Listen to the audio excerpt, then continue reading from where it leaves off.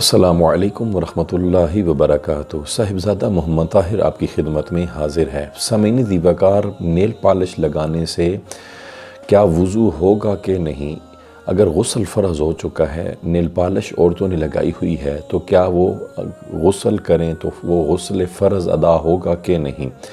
پہلے تو سامعین دیوکار، عورتیں، ہماری مائیں بہنیں یہ سمجھ لیں کہ یہ نیل پالش ہوتی کیا ہے۔ نیل پالش ایک طرح کی ایسی تہ ہے جو ناخنوں پر لگائی جائے تو ایک تہ بن جاتی ہے، ایک ایسی دھار بن جاتی ہے جو پانی کو روک دیتی ہے۔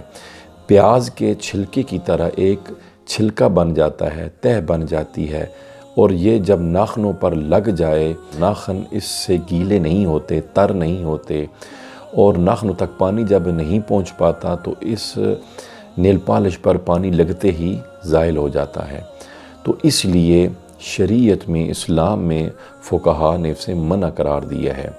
اور یاد رکھیں، اسلام نیل پالش کا دشمن نہیں ہے۔ تو 10 انگلیاں ہاتھوں کی اور 10 انگلیاں پاؤں کی، یہ 20 انگلیوں کے جو ناخن ہیں، ان 20 انگلیوں پر اگر کوئی عورتیں نیل پالش لگا لیں تو پھر نیل پالش کے بعد جب نماز کا یا وضو کا وقت آئے تو پھر وضو کریں۔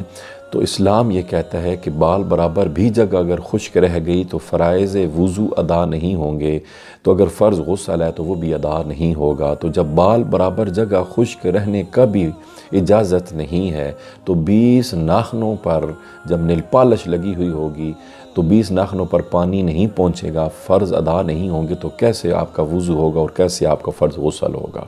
ایک بات۔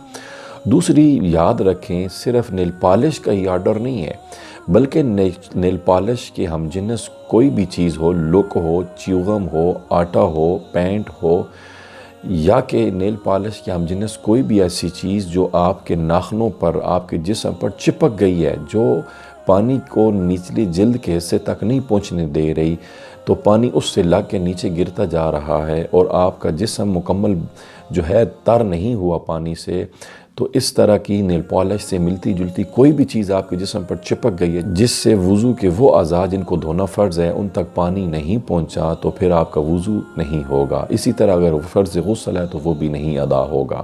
سامعین دیوکار، صرف نیل پالش نہیں، بلکہ اگر آپ نے ہاتھوں کے اندر رنگ پہنی ہوئی ہے، انگوٹھی پہنی ہوئی ہے، تو اس کو بھی پھیر لیں۔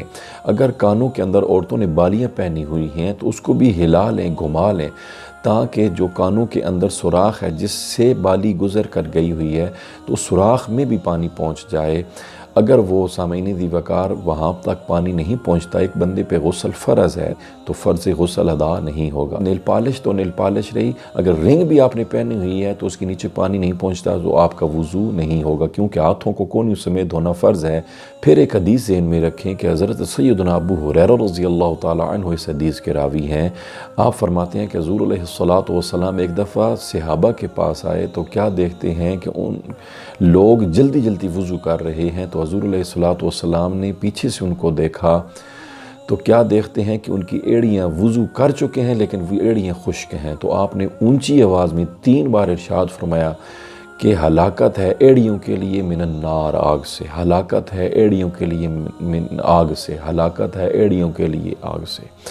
تو سامعین دیوکار، کوئی عام بات نہیں، بلکہ ایڑیاں خشک رہ جائیں، صرف نیل پالش نہیں بلکہ ایڑیاں خشک رہ گئیں، بال برابر بھی جگہ اگر ان اعضاء سے خشک رہ گئی تو آپ کا وضو نہیں ہوگا۔ لہٰذا وزلین ہو یا بیوٹی کریم ہو یا کوئی بھی ایسی ہم جنس ان کی چیز ہو، اتنی مقدار میں لگائیں جو جلد میں جذب ہو جائے، پھر آپ وضو کریں گے، پانی جلد تک پہنچ جائے گا، وضو ہو جائے گا۔ جو ہمارے اس چینل پر نئے دوست آئے ہیں، عورتیں، خواتین، مائیں بہنیں اس چینل کو دیکھ رہی ہیں، ہمارے اس چینل کو ضرور سبسکرائب کریں اور گھنٹی کے بٹن کو دبائیں۔ ہمارے سبسکرائبر بنیں گے تو انشاءاللہ شرعی احکام اور دینی مسائل آپ کو سیکھنے کو ملیں گے۔ تب تک کے لیے صاحبزادہ محمد طاہر کو دیجیے اجازت۔ اللہ نے کے بعد۔